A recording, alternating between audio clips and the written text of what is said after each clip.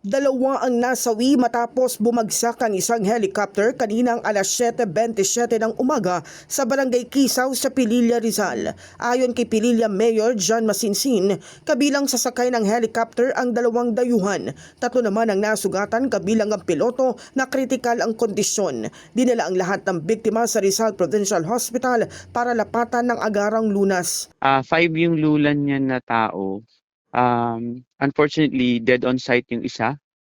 And then there are two foreign nationals on board. Yung isa dead on arrival sa hospital. So dalawa na yung fatality nung accident. Ayon sa alkalde, wala namang tinamaan na bahay at tinatayang nasa 50 metro ang layo ng crash site sa pinakamalapit na kabahayan. Galing umano ng Maynila ang helicopter at patungong Quezon nang mangyari ang insidente. Kinumpirma rin na lisensyado ang piloto batay sa verifikasyon ng Aviation Group. Nagpapatuloy pa ang investigasyon sa sanhi ng pagbagsak ng helicopter.